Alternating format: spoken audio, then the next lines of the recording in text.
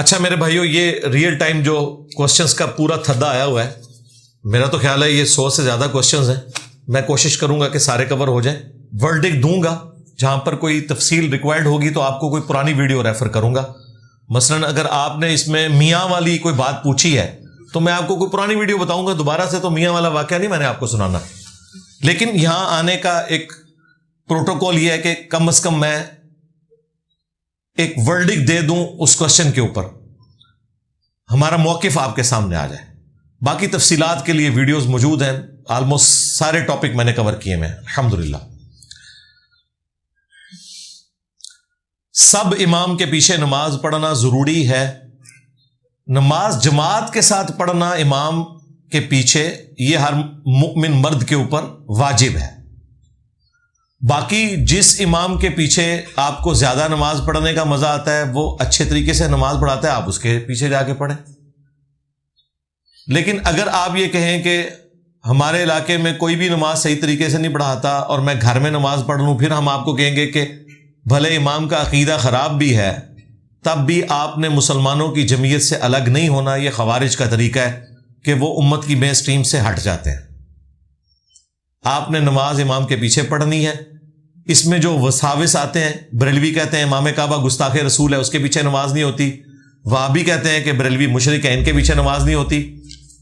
یا تو دونوں کو ٹھیک مان لیں، پھر کسی کے پیچھے بھی نہ پڑھیں، یا ہماری طرح دونوں کو غلط مانے کہ نماز ہو جائے گی، ان کی برائی کا وبال ان پر ہوگا. اس کے لیے آپ میری ایک ویڈیو دیکھ لیں، شرک والے امام کے پیچھے نماز پڑھنا. اس میں نے سارے ٹاپکس کو ڈسکس کیا ہے. میرا انٹرنیٹ کا کام ہے، بعض دفعہ یہ کیا لکھا ہوا ہے تو پوچھ لینا تھا.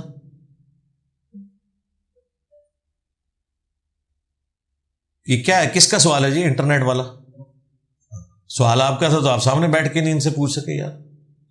ٹائم ضائع کر دیا ہمارا. کیا لکھا ہوا ہے آگے؟ فالتو تاریں ہوتی ہیں، ہاں تو وہ یہ کہتے ہیں وہ تاریں استعمال کر سکتے. کون سی تاریں؟ فالتو تاریں کو خراب کھمبوں پہ پڑی. ہاں، اگر وہ کمپنی کی طرف سے ان کو فارغ چھوڑ دیا گیا، جس طرح ہمارے پولیٹیشنز کے بینرز بھی لگے رہتے ہیں، بعد میں لوگ ان بینرز کو یوز کرتے ہیں اپنے کاموں کے لیے، بشرطے کہ وہ الیکشنز کے بعد آپ اتاریں پھر تو ٹھیک ہے. لیکن الیکشن سے پہلے تو آپ بینرز نہ اتاریں، اور نہ کسی کی جو تار استعمال میں ہے وہ آپ کاٹ کے اپنے کھاتے میں ڈال لیں، یہ نہ کریں. اگر وہ واقعی فالتو ہے، یہ آپ نے خود فیصلہ کرنا ہے، تو آپ استعمال میں لا سکتے ہیں. آپ نے کہا تھا کہ عبداللہ ابن عمر نے بغیر وضو کے سجدہ شکر تلاوت کیا، جبکہ سنن الکبرى بحیقی میں عبداللہ بن عمر کا قول موجود ہے، جس میں انہوں نے بغیر وضو کے سجدہ کرنے سے منع فرمایا. ہم نے جو کچھ بتایا میرے بھائی وہ بخاری شریف کے اندر موجود ہے. باقی یہ جو آپ نے روایت بیان کی ہے، اس روایت کو اسی کی صورت میں سمجھا جائے گا کہ پریفریبل تو یہی ہے کہ انسان وضو کی حالت میں اس طرح کے کام کرے، لیکن اگر کوئی بغیر وضو کے بھی کرتا ہے تو جواز موجود ہے. عبداللہ ابن عمر نے خود کر کے بتا دیا. اس طرح کے الفاظ سے وہ چیزیں وائلیٹ نہیں ہو جاتی ہیں، اور وہ بھی اس صورت میں اگر اس کی سند درست ہے تو. قرآن پاک حفظ کر کے بھول جاتے ہیں، کیا یہ گناہ ہے؟ جی بالکل گناہ ہے. اگر کوئی شخص قرآن بھول جائے، حافظ قرآن اور ساتھ میرا نام لکھیں تو کئی ایک ویڈیوز کھل جائیں گی. گناہ کا کام ہے. آپ بھول گئے تو دوبارہ یاد کریں، اور اگر دوبارہ یاد کرنے کے حالات و واقعات نہیں ہیں تو پھر توبہ کافی ہے، اللہ کی طرف رجوع لائیں.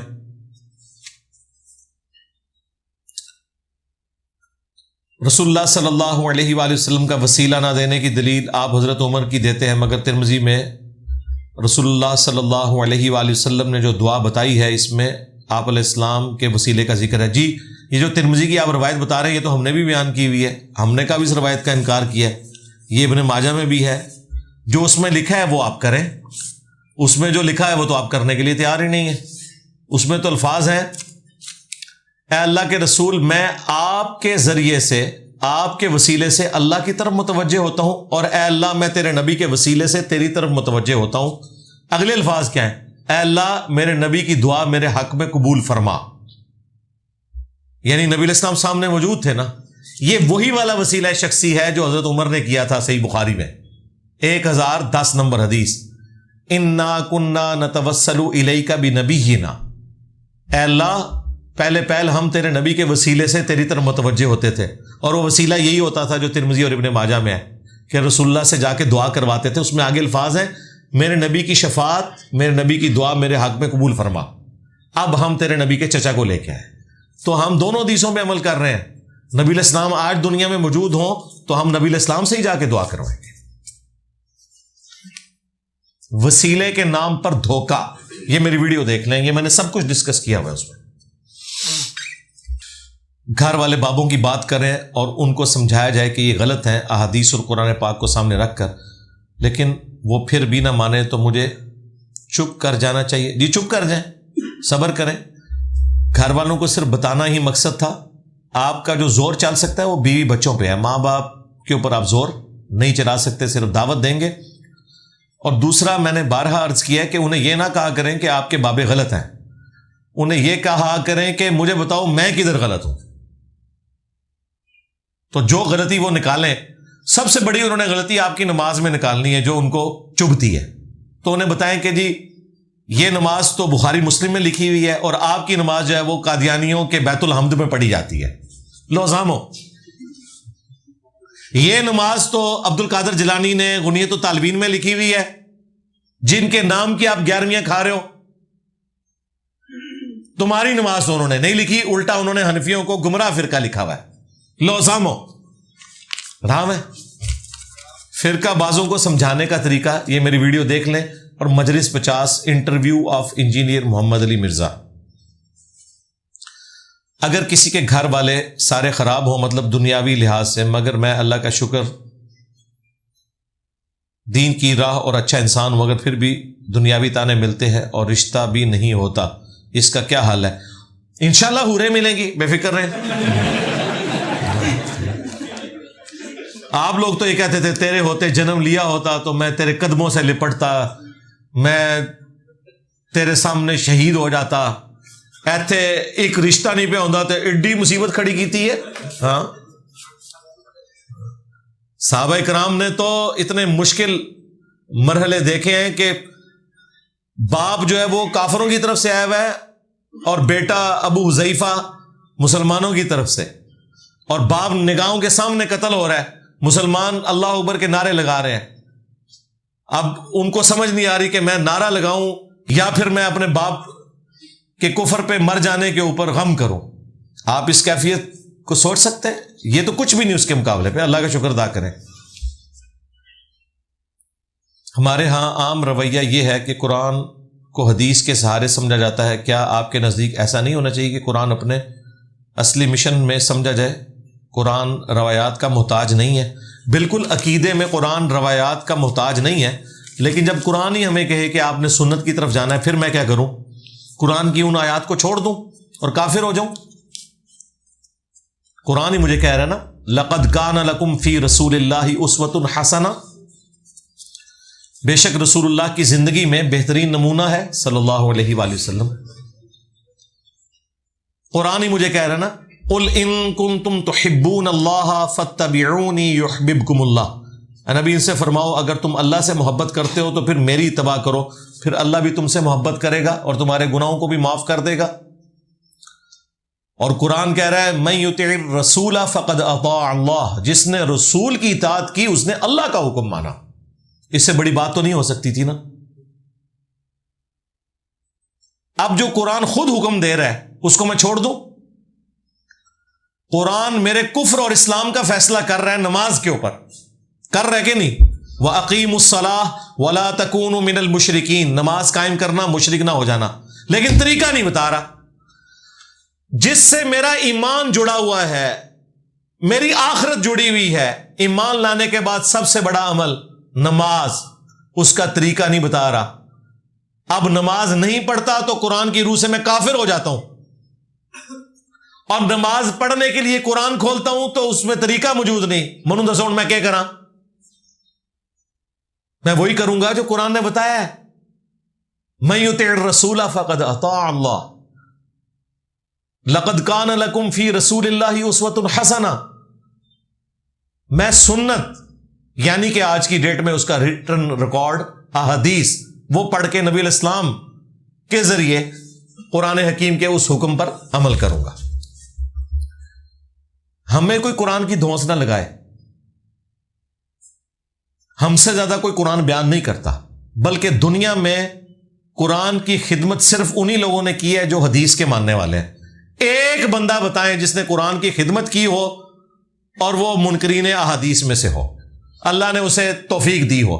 دیکھیں نا، جب بندہ ایک دعویٰ کرتا ہے تو اس میں اس کو نظر آنا چاہیے نا. مثلا اگر بابوں کے ماننے والے بابوں کی تعلیمات کا ذکر کرتے ہیں تو وہ بابا پروڈیوس کریں گے، وہ بتائیں گے دیکھیں ہمارا بابا تھا امام غزالی، اس نے پورا سلیبس دیا تصوف کا، احیاء العلوم لکھی، مکاشفۃ القلوب لکھی، کیمیائے سعادت لکھی، منہاج العابدین لکھی، المنقذ من الضلال لکھی. یہ ساری کتابیں لکھ کے پبلک میں دیں. یہ ہمارے بابے کی خدمات ہیں دین تصوف کے لیے. بالکل ہم مانتے ہیں. اب بتاؤ، جو لوگ یہ کہہ رہے ہو کہ ہم صرف قرآن کو مانتے ہیں اور حدیث کو روایت کہہ کے تحقیر کرتے ہو، تمہارا کوئی ابا ہے جس نے قرآن کی خدمت کی ہو اور پوری دنیا میں مانی جاتی ہو؟ ایک بندہ بتا دو. پوری اسلامک ہسٹری میں،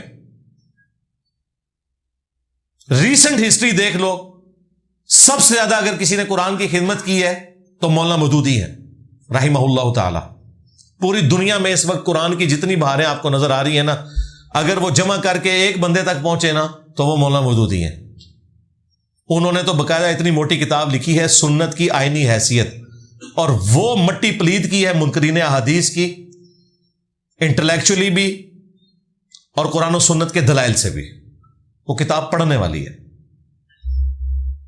اس کے بعد اگر کسی نے خدمت کی ہے تو انہی کے اسٹوڈنٹ ہیں ڈاکٹر اسرار صاحب، وہ بھی احادیث کے ماننے والے ہیں. اس کے بعد جن لوگوں نے خدمت کی، مولانا اسحاق صاحب، وہ بھی مولانا مودودی کے شاگرد ہیں. نعمان علی خان، وہ ڈاکٹر اسرار صاحب کے شاگردوں کے شاگرد ہیں. ڈاکٹر فرت ہاشمی اور ان کی بہن نگت ہاشمی، یہ جس عظیم باپ کی بیٹیاں ہیں، وہ مولانا مودودی کے قریبی ترین ساتھیوں میں سے جماعت اسلامی کے سرگودا کے امیر تھے، ان کے اسٹوڈنٹ.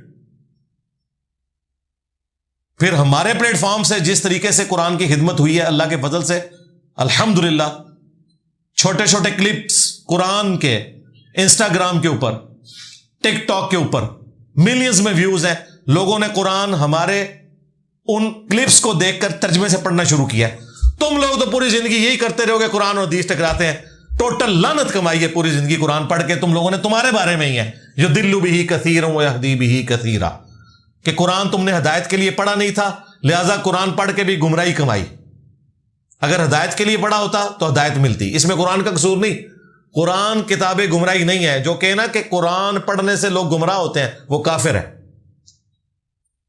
ہاں، جو گمراہی کمانا چاہے وہ قرآن میں تعریف کر کے سنت کا مذاق اڑا کے وہ گمراہی کما رہا ہے. تو کوئی پریکٹیکلی چیز رکھیں. آپ اپنی مرضی سے کہتے ہیں یہ چیز فلاں چیز سے ٹکرا گئی، اور اس طرح تو قرآن کی آیات بھی ٹکرا رہی ہوتی ہیں. ہم سے پوچھو نا، ہم بتائیں گے نہیں ٹکرا رہی. کئی ایک مثالیں قرآن میں. ایک مثال میں نے بارہا پیش کی. قرآن میں بالکل 180 ڈگری سٹیٹمنٹس ہیں ایک ٹاپک کے اوپر جو اہم ترین ٹاپک ہے، ہدایت. کیونکہ قرآن کا مقصد ہی انسانیت کی ہدایت ہے. سورہ القصص میں آیا انک لا تہدی من احببت ولکن اللہ یہدی من یشاء. اے نبی، جس سے تم محبت کرتے ہو اسے تم ہدایت نہیں دے سکتے، اللہ جسے چاہتا ہے ہدایت دیتا ہے. اور دوسری جگہ سورہ الشورى میں آیا انک لتہدی الی صراط مستقیم. بے شک اے محبوب صلی اللہ علیہ وآلہ وسلم، تم لوگوں کو سیدھے راستے کی طرف ہدایت دیتے ہو. 180 ڈگری سٹیٹمنٹ ہے. انک لا تہدی، انک لتہدی. لام زبر الف لا اگر ہو جائے تو ہوتا ہے نہیں، اور لام کے اوپر صرف زبر ہو تو وہ لام تاکید کا ہوتا ہے بالضرور. 180 ڈگری اس کا مطلب ہے. انک لا تہدی انک لتہدی.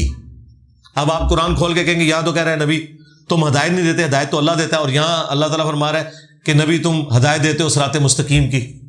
دونوں سٹیٹمنٹ درست ہیں. نبی علیہ السلام کسی کو گھول کے ہدایت نہیں دے سکتے، صرف دعوت دیں گے. اگر وہ قبول کرے گا تو اللہ توفیق دے دے گا، وہ ہدایت پہ آ جائے گا. گھول کے نہیں پلا سکتے، ورنہ ابو لہب دنیا سے کفر کی حالت میں نہ جاتا. اور جو یہ آیا کہ بالضرور ہدایت کی طرف تم رہنمائی کرتے ہو، وہ بالکل درست آیا. ہدایت نبی نہیں تو دینی ہوتی ہے، لیکن دعوت کی حد تک، گھول کے نہیں. دونوں سٹیٹمنٹس درست ہیں. اب یہ جو تفصیلات میں بتا رہا ہوں، یہ قرآن میں بریکٹس کے اندر تو بیان نہیں ہوئی نا، میں تفصیل کر رہا ہوں نا. کیوں کر رہا ہوں؟ اس لیے تاکہ آپ کو بات سمجھاؤں. تفصیل کرنی پڑتی ہے، پورے ڈاکٹرن کو لے کے چلنا پڑتا ہے. کلپ کاٹ لینا اگر آپ اللہ کا، جس میں میرا کلپ کاٹتے ہیں نا، جی فلاں جگہ انجینئر صاحب یہ کہہ رہے تھے، ادھر یہ کہہ رہے ہیں، او بھائی دونوں جگہ ٹھیک کہہ رہا تھا. مجھ سے آ کے پوچھو کہ وہاں میں نے یہ بات کیوں کہی اور یہاں یہ کیوں کہی. انجینئر صاحب کہتے ہیں کہ جی اگر کوئی مسلمان کو کافر کہہ دے تو وہ کافر ہو جائے گا، بخاری مسلم کی حدیث ہے. بالکل، میں کہتا ہوں ڈنگے کی چوٹ پہ. نہیں، انجینئر صاحب نے تو یہ کہا ہے کہ جی اگر کوئی حضرت ابوبکر کو بھی کافر کہے تو وہ کافر نہیں ہوگا. جی بالکل، یہ بھی کہتا ہوں ڈنگے کی چوٹ پہ. ہائے ہائے ہائے، یہ کہاں لکھا ہے؟ یہ بھی بخاری میں لکھا ہوا ہے. حضرت عمر نے ایک بدری صحابی کو منافق کہہ دیا تھا کیونکہ اس نے نبی علیہ السلام کے ساتھ غداری کر دی تھی. نبی علیہ السلام نے کہا کہ بدری صاحب سے اللہ نے اگلی پچھلی خطائیں معاف کر دی. حضرت عمر نے کہا یا رسول اللہ اجازت ہے میں اس کا گلا کاٹ دوں. آپ فرمایا عمر چھوڑ دو. لیکن حضرت عمر سے توبہ نہیں کروائی کہ تم نے ایک بدری صحابی کو کافر کہا ہے. کیوں؟ حضرت عمر نے بالکل صحیح رزلٹ نکالا تھا کہ نبی کے ساتھ غداری کرنے والا کافر اور منافق ہی ہو سکتا ہے. لیکن نبی علیہ السلام نے وحی کی تائید سے بتایا کہ یہ کفر اور نفاق نہیں تھا، دنیا کی محبت میں ڈوب کے اس نے کیا. پھر اللہ تعالیٰ نے پوری کلاس لی سورہ ممتحنہ میں اس بدری صحابی کی، ابن ابی بلتہ کی. لیکن حضرت عمر سے نبی علیہ السلام نے توبہ نہیں کروائی کہ کفر تیری طرف لوٹ گیا، کیونکہ حضرت عمر کی تعویل بالکل درست تھی. وہ دلائل کی روشنی میں یہ سمجھتے تھے. اس حدیث پہ امام بخاری نے باب باندھا ہے کہ اگر کوئی شخص اپنی تعویل کی وجہ سے کسی کو کافر کہہ دے تو وہ خود کافر نہیں ہوگا. یہی بات میں نے کی ہے، یہ صاحب نے کہہ دیا. اگر کسی شخص کو حضرت ابوبکر کا ایمان لانا دلائل کی روشنی میں اس کی نظر میں ثابت نہیں ہے اور وہ انہیں صحابی نہیں مانتا، وہ کوئی کافر نہیں ہوگا. رہا میرا معاملہ، حضرت ابوبکر کی تو شان بہت بلند ہے، میں تو عام مسلمان کو بھی اگر کافر کہوں گا تو میں خود کافر ہو جاؤں گا. یہی وجہ ہے کہ خوارج حضرت علی کو کافر کہتے تھے لیکن حضرت علی انہیں کافر نہیں کہتے تھے. الٹا کہتے تھے کہ یہ کافر نہیں ہے، یہ کفر ہی سے تو بھاگے ہیں کہ انہوں نے سمجھا کہ میں کافر ہو گیا ہوں. پوچھا کہ منافق ہے؟ کہا منافق نہیں، منافق تو بڑی چھوٹی نماز پڑھتا ہے، اللہ کا ذکر کام کرتا ہے، قرآن کہہ رہا ہے یہ تو لمبی نمازیں پڑھتے ہیں. کافر بھی نہیں، منافق بھی نہیں، تیسرا کون بچے پھر؟ مسلمان. کہا یہ ایک قوم ہے جس نے ہم سے بغاوت کی ہے، ہم ہی میں سے ہیں، ہمارے بھائی ہیں، باغی ہو گئے. المصنف ابن ابی شیبہ میں یہ روایت موجود ہے. کیونکہ حضرت علی کو مسئلے کا پتہ تھا کہ میں انہیں کافر نہیں کہہ سکتا یہ حدیث سنا کے کہ جس نے کسی مسلمان کو کہا کافر تو وہ خود کافر ہو جائے گا. اتنا آسان کام نہیں ہے میرے بھائی، تھوڑی فکر بھی پیدا کریں. اس لیے یہ اس قسم کی جب معاملات آتے ہیں تو اس میں اپنی عقل کو استعمال کریں کہ یہ بات کیا ہو رہی ہے اور کس کانٹیکسٹ میں بات ہو رہی ہے. یہ کہنا کہ جی قرآن کی ہم خدمت کر رہے ہیں، جی ہم لوگ جو ہے وہ ابھی یہ غامدی صاحب نے جو فتنہ کھڑا کیا ہوا ہے کہ جی جو لوگ حدیثوں کو مان رہے ہیں وہ قرآن کی تحریف کے قائل ہوئے ہیں. اور دس ہوں یار خدا دا نہ آ جائے. قرآن دی خدمت تھوڑی گل سننے سے کوئی تیار نہیں ہوتا، تسی سانو دسو گے قرآن کی خدمت. قرآن کی توحید جس طرح اس پلیٹ فارم سے بیان ہوئی ہے، آج تک کسی سو کالڈ اہل قرآن کو توفیق ہوئی ہے؟ اور تم تو ایک آیت نہیں بتا سکے صحیح طریقے سے، ایاک نعبد و ایاک نستعین. میں نے ایک ایک ان کا کب سیدھا کر کے رکھ دیا، جدھر جدھر بھاگتے تھے پیچھے پیچھے گیا انہوں نے کب کڑیا. الحمدللہ. لہذا یہ میری بات یاد رکھیے گا، جو بندہ سنت اور صحیح الاسناد حدیث کو نہیں مانتا، اللہ تعالیٰ قرآن کی خدمت کی توفیق اس سے چھین لیتا ہے. توفیق ہی نہیں ہوگی، اس کی بات میں وزن ہی نہیں ہوگا، بات میں اثر بھی نہیں ہوگا. اور یہاں اللہ کے فضل سے وہ ختم نبوت کا مجاہد بیٹھا ہوا ہے صلی اللہ علیہ وآلہ وسلم، اینا جا کلپ میرا کسی دے موبائل ٹوٹ جائے. توبہ توبہ توبہ توبہ. ٹک ٹاک پہ کتنے کتنے کلپ ہیں 30 سیکنڈ کے, میں نے نہیں بنائے ہوئے, میرے پاس تو اسمارٹ فون ہے ہی نہیں ہے. مجھے تو اکیڈمی کے دوست دکھا دیتے ہیں کہ جی یہ دیکھیں جی یہ آپ کا کلپ. اب میں نے ظاہر کسی کیفیت میں کوئی بات کی ہوئی ہے, کسی نے 30 سیکنڈ, کسی نے 10 سیکنڈ 20 سیکنڈ کا کاٹا ہوا ہے, اینا جا کلپ ہر پاس آگ لا چھڑتا ہے. ہاں وہ ہمارے وہ ڈاکٹر صاحب ہیں احمد صاحب کینیڈا میں, وہ کہتے ہیں میں نے اپنی والدہ کو آپ کے کلپس کچھ بھیجے نا تو فون پہ جب بات کی تو میری والدہ کہتی ہے وہ آگ گیا ہوا یہ تھے آگ گیا آگ. بالکل اے روحانی آگ ہے الحمدللہ, جو کہ شرک کو جلا کے راکھ کر دے گی انشاءاللہ.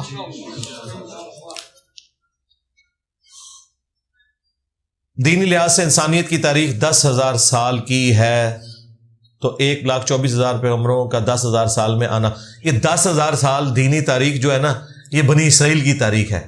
قرآن و سنت اس میں خاموش ہے, لہذا اگلا پورشن تو مر گیا. اگر کہیں قرآن و حدیث میں موجود ہے یہ 10,000 سال ہے تو دکھائیں مجھے. یہ تو ضرب تقسیمیں لوگوں نے لگائی ہوئی ہے نا, ہم اس چیز کے ساتھ ایگری نہیں کرتے کہ یہ اسی طریقے سے ہوگا, ہمیں اس کی تفصیلات نہیں بتائے گی. اور جو لوگ لاکھوں سال پرانے انسانیت کے ثبوت دیتے ہیں تو بالکل ٹھیک ہے, ہم مانتے ہیں کاربن ڈیٹنگ کے ذریعے. اس کے اوپر میری ویڈیو ایوولوشن والی دیکھ لیں تو میں نے کچھ چیزیں اس میں ڈسکس کی ہوئی ہیں. نماز کے لیے کھڑے ہونے کا صحیح وقت کون سا ہے جب کہ تکبیر تحریمہ پڑھی جائے؟ آپ کا موقف درمیان میں کھڑے ہونے کا ہے, جبکہ صحیح بخاری میں حضرت عمر پہلے صفے درست فرماتے تھے. بخاری مسلم میں تو لکھا ہے نبی علیہ السلام اقامت کے بعد صفے درست فرماتے تھے. اچھا, باقی قد قامت الصلاۃ کے اوپر کھڑا ہونا جامعہ ترمذی میں موجود ہے, اس پہ ہمارے استاد شیخ زبیر صاحب نے پورا ایک مضمون بھی لکھا تھا. اگر کوئی شخص پہلے بھی کھڑا ہو جاتا ہے تو ہم کوئی اس کے اوپر قدغن نہیں لگاتے, ہم نے تو بہتری کی بات کی تھی اس حوالے سے, یہ کوئی کفر اسلام کا مسئلہ نہیں ہے. اقامت میں کس وقت کھڑا ہوا جائے, یہ ویڈیو دیکھ لیں, یہ پوری ڈاکٹرن ہے, آپ کو سمجھ آ جائے گی. بار بار توبہ کرنے کے بعد بھی غلطی ہو جاتی ہے اور شیطان وسوسے دلاتا ہے, کیا توبہ کرتے رہنا چاہیے؟ جی توبہ کے سوا اور کوئی چارہ نہیں ہے, توبہ کرتے رہیں. توبہ کا دروازہ موت کے غرغرے تک کھلا ہوا ہے. صرف دماغ میں وسوسے آنے سے کسی کے ایمان پہ کوئی فرق نہیں پڑتا. دل کا گناہ, انجینئر محمد علی مرزا لکھے, تفصیلی ویڈیو کھل جائے گی, بخاری مسلم میں حدیث ہے, اللہ تعالیٰ نے میری امت سے دلوں میں آنے والے برے خیالات معاف فرما دیے ہیں جب تک کہ اپنی زبان سے اظہار نہ کر لیں یا اس کے مطابق عمل نہ کر لیں. ٹھیک ہے, صحیح مسلم میں حدیث ہے, ایک صحابی نے کہا یا رسول اللہ بعض اوقات اس قسم کے خیالات آتے ہیں کہ ہم جل کر کوئلہ ہو جانا تو گوارا کریں گے, اپنی زبان سے وہ کلمات نہیں بولیں گے. تو نبی علیہ السلام نے فرمایا یہ عین ایمان ہے. ٹھیک ہے, اس کا بہترین حال یہ ہے کہ آپ نے اس طرف توجہ نہیں دینی, ان اٹینڈڈ چھوڑنا ہے, اپنے آپ کو کسی اور کام میں مصروف رکھیں, کچھ عرصے بعد یہ ایشو خود بخود ایڈریس ہو جائے گا. میں اپنے سسر کو بہت سمجھاتا ہوں درباروں کو چھوڑ دو, جس کی وجہ سے مجھے گالیاں پڑتی ہیں اور بد دعائیں ملتی ہیں. بہت سمجھانے کی ضرورت نہیں, تھوڑا سا ہی سمجھائیں. بہت سمجھانے سے تو ظاہر گالیاں ہی پڑے گی نا, بہت نہیں سمجھانا, سمجھا دیا کافی ہے. اور اس کے لیے طریقہ وہ اڈاپٹ کریں جو میں نے آپ کو بتایا. انہیں نہ کہیں کہ آپ غلط ہیں, انہیں کہیں بتاؤ ہم کہاں غلط ہیں. جب وہ کوئی غلطی ہائی لائٹ کریں گے تو پھر آپ نے آگے معاملے کو لے کے چلنا. اور میں نے آپ کو یہ جو دے دیا نا ایٹم بم, کہ قادیانیوں کی نماز ہے, یہ درباروں پہ جتنی مسجدیں ہیں ان میں نماز قادیانیوں والے طریقے پہ پڑھی جا رہی ہے, اور ہم پڑھتے ہیں بخاری مسلم میں لکھے ہوئے طریقے. بس اسی ایک بات کو اتنا چھیلیں, جس طرح چشتی رسول اللہ تھانوی رسول اللہ چھیل چھیل کے میں کینسر بنایا نا, یہ بھی ان کینسر بناؤ کہ قادیانی علی نماز ہے. دیکھو کیسے کنے بن کے بیٹھے سنجے ان نکلے نا باہر, کوئی نہیں انکار کر رہا کہ انجینئر صاحب یہ غلط کہہ رہے ہیں, لیکن انہوں نے پچھلے 100-150 سال کتنا مزہ لیا ہے. کوئی بیچارہ کتاب و سنت کے منہج پہ آتا تھا, یعنی کہ اہل حدیث ہوتا تھا, اسے گالیاں دیتے تھے یہ انقریب قادیانی ہو جائے گا. اور اہل حدیث ایسے بٹ دماغ کہ یہ اپنی پبلک کو یہ بھی نہیں بتا سکے کہ انہوں نے منہ تے کالک ملو کہ قادیانی تے تواڈے طریقے تے نماز پڑھ دے جے. نہیں اہل حدیث کر سکے یہ کام. اور چکروں میں پڑے رہے, ڈیفینسو بورڈ میں رہے. میں نے لمحہ پا لیا جی انہوں. ڈیفینسو بورڈ میں جانے سے کوئی دعوت کا کام نہیں ہونا. ہاں ہمیں چاہیے دیکھیں ایسے ہونا چاہیے, اینج نہیں ہوتا. اینج جوڑا ہونا بہت پہلے ہو جاتا. اس کی وجہ یہ کہ اس وقت سرجری کی ضرورت ہے, یہ ذہن میں رکھیے گا. نبی علیہ السلام نے 13 سال تبلیغ کی ہے نا, اس میں صحابہ کرام نے تکلیفیں بھی کاٹی ہیں, لیکن بدر کے بعد جب تلوار اٹھی ہے نا تو قادسیہ یرموک تک تلوار کے بغیر بات نہیں ہوئی, سرجری. یہ ذہن میں رکھیے گا. یہاں یہ علمی تلوار آپ کو اٹھانی پڑے گی. آپ کو کہنا جی پیار محبت سے, پیار محبت سے نبی علیہ السلام قائل کر لیتے ہیں نا غزوہ بدر میں کافروں کو, اور صحابہ کرام قادسیہ اور یرموک میں کافروں کو. جب اگلا بندہ تلا ہوا ہے گمراہی کے اوپر تو پھر اس کا علاج تلوار ہے. اور آج کے زمانے میں ایک مسلمان جو گمراہی پر تلا ہوا ہے, نہ آپ کو حق پہ چلنے دے رہا ہے, نہ خود قبول کر رہا ہے, تو پھر یہ زبان کی تلوار, اس کے بغیر نہیں یہ معاملہ حل ہونا. ذہن میں رکھیے گا. 20 سال سے لوگ طارق جمیل صاحب کو سن رہے ہیں. 20 سال پہلے بھی یا علی مدد کہہ رہے تھے, آج بھی یا علی مدد ہی کہہ رہے ہیں. ٹھیک ہے. اور ہماری ویڈیوز دیکھ کے لوگ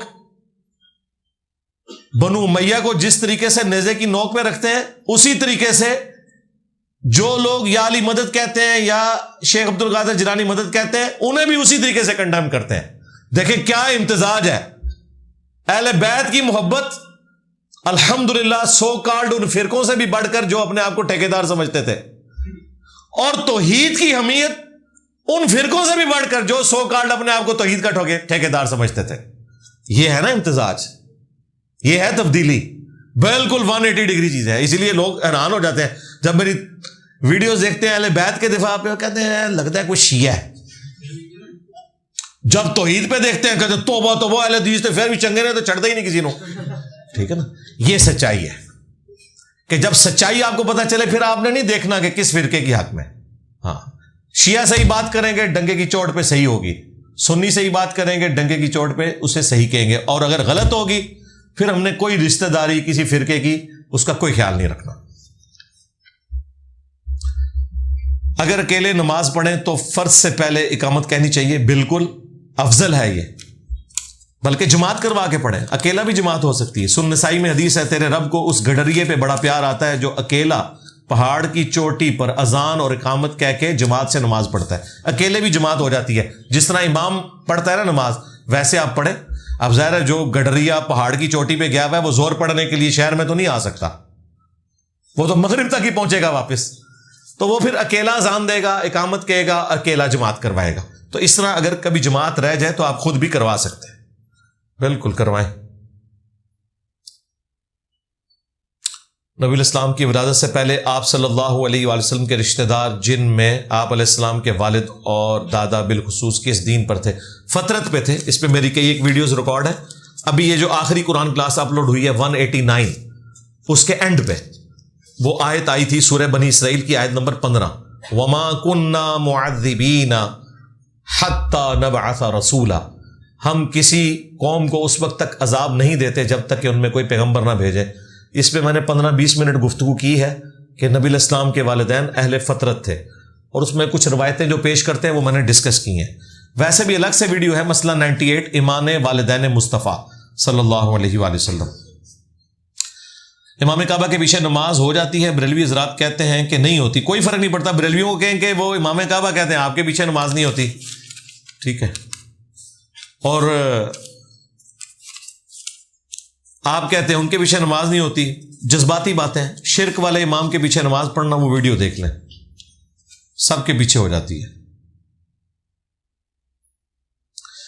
ہم کسی سے مبالغہ کیوں نہیں کر سکتے جبکہ یہ سنت ہے؟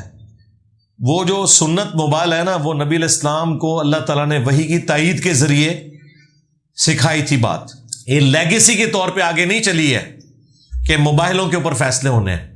فیصلے ہونے ہیں قرآن و سنت کے دلائل کے اوپر, سیدھی سی بات ہے. پھر دوسرا, مباحلے آپ کے تو مناظروں کے اینڈ پہ ہوتے ہیں کہ اگر یہ جھوٹا ہے تو اسی وقت مر جائے, اور اگر میں جھوٹا ہوں تو میں اسی وقت مر جاؤں. تو پھر دونوں ہی جھوٹے ہیں یا دونوں ہی سچے ہیں؟ ہوتا تو کچھ بھی نہیں اس میں سے. تو اس لیے ضرورت نہیں ہے اس طرح کے مباہلے کرنے کی، قرآن و سنت کی دلائل کی روشنی میں کریں. وہ نبی اسلام کو وہی کی تائید حاصل تھی، کیونکہ نبی جو حجت تمام کر سکتا ہے وہ غیر نبی نہیں کر سکتا. یہ ذہن میں رکھیے گا. جمعہ کی تقریر کے آخری ٹائم خطیب ہمیں موضوع بنا کر طنز کرتا ہے. اس میں ہمیں خاموش رہنا چاہیے یا جمعے کے بعد اس کو جواب دینا چاہیے؟ گالیاں بھی دی جاتی ہیں. اس کا علاج یہ ہے کہ جیسے ہی وہ طنز کرے نا، آپ ایسے کر کے نماز شروع کر دیں اکیلے. آمدنی وہ کرے گا، وہ اسی رفع الیدین سے تو چڑھ رہا تھا، ٹھیک ہے، تو وہ آپ اس کے سامنے شروع کر دیں. ہمارے محلے میں ایسے ہی ہوا. ایک دیوبندی مولوی تھا، تو وہ جب بھی کسی شخص کو دیکھتا تھا رفع الیدین کرتے ہوئے، اس پہ وہ تقریر کرتا تھا. یہ ہر جگہ ہی ہو رہا ہے، اللہ کے فضل سے ہر مسجد میں ہو رہا ہے ایسے ہی. تو اس نے کیا کیا کہ وہ مسجد میں انٹر ہوا تو اس نے وہ دیکھتے ہی نا اس کو پھر شروع ہو گیا. وہ جناب صفحے چیرتا ہوا اگلی صف میں جگہ خالی تھی، آگے پہنچا، آگے جا کے اس نے نماز شروع کر دی اسی طریقے سے. اب وہ جس کو کہہ رہا تھا وہ تو دلیری سے وہیں پڑھ رہا ہے نماز، لو سامو. ہاں، تو اس کا علاج خاموشی ہے، کوئی ضرورت نہیں ہے. باقی اگر زبردستی کریں تو سیدھا تھانے اپلیکیشن دیں ان کے خلاف. قانون ہاتھ میں لینے کی ضرورت نہیں، تھانے میں اپلیکیشن دیں کہ مجھے نماز پڑھنے سے روک رہا ہے بس. اور پاکستان کے قانون میں آپ کسی کو مسجد میں نماز پڑھنے سے روک نہیں سکتے. مسجد اذن عام کی جگہ ہے، اور نہ یہ کہہ سکتے ہیں کہ فلاں فرقے والا اس مسجد میں نہیں آ سکتا. یہ کہہ نہیں سکتے. یہ تو وہ کہہ سکتے ہیں کہ یہاں امام کسی اور فرقے کا نہیں ہو سکتا کیونکہ مسجد ہم نے بنائی ہے. کسی مسجد میں آپ نے یہ نہیں دیکھا ہوگا کہ یہ وہ لکھ دیں کہ یہاں دوسرے فرقے والا نماز نہیں پڑھ سکتا. یہ نہیں وہ لکھ سکتے. یہ ضرور لکھا ہوتا ہے، وہ تو چندے انہوں نے خود ہتھیانے ہوتے ہیں نا، اس لیے وہ کہتے ہیں کہ امام کی مرضی کے بغیر کوئی درس نہیں دے سکتا. کوئی ضرورت ہی نہیں، ہم نے درس تو مسجد میں دینا ہی نہیں ہے. ہم نے تو ان کے گھروں میں، ان کے موبائلوں میں گھسنا ہے. ہمیں مسجد میں جا کے درس دینے کی کیا ضرورت ہے؟ مسجد ہے صرف نماز پڑھنے کے لیے. تو کوئی جواب دینے کی ضرورت نہیں ہے. یہ مولویوں کو جواب دینے سے کوئی فائدہ نہیں ہوگا. یہ ماننے کے لیے بیٹھے نہیں ہوئے. جواب میں دے رہا ہوں نا، بس یہ کافی ہے. ہاں، آپ صرف جو ہے نا ان کی چیخوں کو انجوائے کریں. صرف انسان کو کس طریقے سے زندگی گزارنی چاہیے کہ اس کی آخرت بہتر ہو سکے قرآن و سنت کے مطابق، ایک جملے میں اس کے لیے کیا کریں؟ قرآن پڑھیں ترجمے سے، ہماری تفسیر کلاسز دیکھیں اور اس کے اوپر عمل کریں. اگر کوئی شخص عشاء کی نماز کا ٹائم گزر جانے کے بعد سو کر اٹھے تو وہ کیا کرے؟ مغرب کی نماز عشاء کے ساتھ پڑھ سکتا ہے؟ جی پڑھے. اور دوسرا، وہ سو کر کس وقت اٹھا ہے؟ اگر وہ فجر کا وقت داخل ہونے سے پہلے اٹھ گیا ہے تو اس کی نماز قضا نہیں ہوئی. فجر کا وقت داخل ہونے تک عشاء کی نماز کا ٹائم رہتا ہے. افضل ٹائم تو آدھی رات سے پہلے ہے. اس پہ میری ایک ویڈیو بھی ہے تفصیلی، عشاء کا ٹائم کس وقت تک رہتا ہے وہ آپ دیکھ لیں. تو مغرب عشاء جمع کر سکتا ہے، بالکل کرے، کرنی ہے. بخاری مسلم میں حدیث ہے، اگر کوئی شخص سو جائے یا بھول جائے، جیسے ہی وہ جاگے یا اسے یاد آئے تو اسی وقت وہ نماز پڑھ لے، اس کے لیے نماز کا ٹائم وہی ہے. یہ حدیث بخاری میں بھی ہے، مسلم میں بھی. اور مسلم میں وہ پورا واقعہ ہے کہ ایک سفر کے دوران نبی علیہ السلام اور ان کے صاحب سوئے رہ گئے تھے. حضرت بلال کی ڈیوٹی لگائی، وہ بھی اینڈ ٹائم پہ سو گئے. سورج بلند ہونے کے بعد نبی علیہ السلام کی آنکھ کھلی، پھر آپ نے کہا یہاں سے آگے چلو. آگے جا کے آپ نے اذان دلوائی اور سورج نکلا ہوا نماز جماعت سے پڑھائی. فجر کی نماز، سورج نکلا ہوا ہے. اور پھر حضور نے وہ آیت تلاوت کی صلی اللہ علیہ وآلہ وسلم، وَأَقِمِ الصَّلَاةَ لِذِكْرِي، میری یاد کے لیے نماز کو قائم رکھنا. اور پھر آپ نے فرمایا اگر کوئی شخص بھول جائے یا سویا رہ جائے تو جب وہ جاگے یا اسے یاد آئے وہ اس وقت نماز پڑھ لے، اس کی نماز درست ہوگی. ٹھیک ہو گیا؟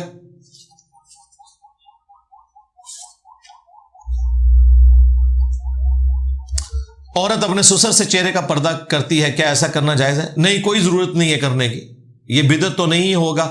بدعت کیا؟ یہ تماشے ہی لگائیں گے آپ گھر کے اندر، اور تو اس میں سے کچھ نہیں نکلنا.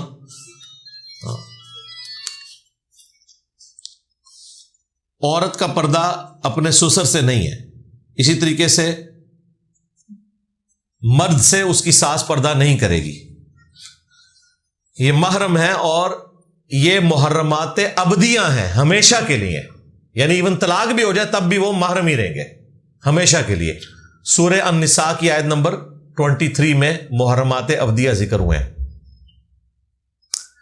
موجودہ دور میں خلافت کے قیام کے لیے کیا اقدامات کرنے چاہیے؟ جو ہم کر رہے ہیں، بندے تیار کرنے چاہیے جو قرآن و سنت کے ماننے والے ہوں، توحید کے ماننے والے ہوں، اور رائے عامہ کو ہموار کرنا چاہیے. بالکل وی لاگس بنانے سے کچھ نہیں ہوگا، کام کرنا ہوگا.